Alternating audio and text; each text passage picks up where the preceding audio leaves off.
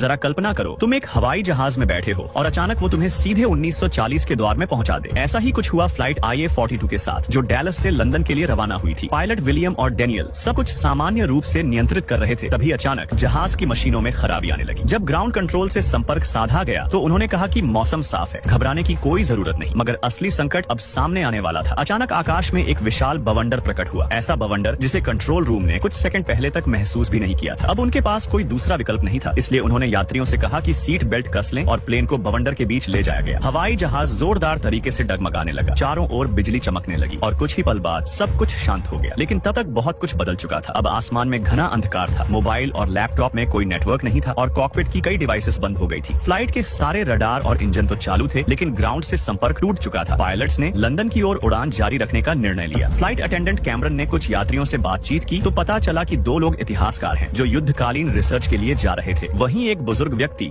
अपनी डायरी में हर चीज दर्ज कर रहा था। जब पायलट्स ने वापस घूमकर अपनी स्थिति का अंदाजा लगाने की कोशिश की तो रडार पर कुछ नजर आया। कोई तूफान नहीं, बल्कि फाइटर जेट्स जो जमीन पर बम गिरा रहे थे। और इससे पहले कि कुछ समझ आता, उन्हीं जेट्स ने उनकी फ्लाइट को चारों ओर से घेर लिया। पायलट्स ने तुरंत विमान को मोड़कर वहां से निकालने का प्रयास किया। अब घबराहट सबके चेहरों पर साफ दिख रही थी। कैमरन यात्रियों को शांत करने की कोशिश में लगी थी। पायलट विलियम बार बार कंट्रोल से संपर्क साधने का प्रयास कर रहा था, पर सब व्यर्थ था। आखिरकार उसने विमान को थोड़ा नीचे उड़ाने का फैसला लिया ताकि स्थिति का आकलन किया जा सके। डेनियल थोड़ा हिचकिचाया, बोला, अगर हमें दोबारा हमला झेलना पड़ा तो? विलियम ने जवाब दिया, कितनी देर तक हवा में रहेंगे, ईंधन भी तो खत्म हो रहा है। इसी बीच वो दोनों इतिहासकार बोले कि शायद उन्हें अंदाजा है कि ये सब क्या हो रहा है। जब उन्हें पायलट के पास लाया गया तभी पीछे से माइकल नाम का एक यात्री उनकी सारी बातचीत सुन रहा था। इतिहासकारों ने कहा, जो विमान तुमने देखे वो 1942 के बाद कभी नहीं बने, ये हिटलर की एयरफोर्स के जहाज थे। विलियम को ये बात बेतुकी लगी, पर जब उन्होंने बताया कि 1940 में इसी तरह की सिग्नल फेल्योर और तकनीकी स्थितियां होती थी तो उसे थोड़ा विश्वास हुआ। अब असली सवाल था, क्या वो वास्तव में समय यात्रा कर चुके हैं? विलियम ने उन्हें सीट पर लौटने को कहा और कहा, किसी से ये पागलपन मत कहना। माइकल छुपकर सब सुन रहा था।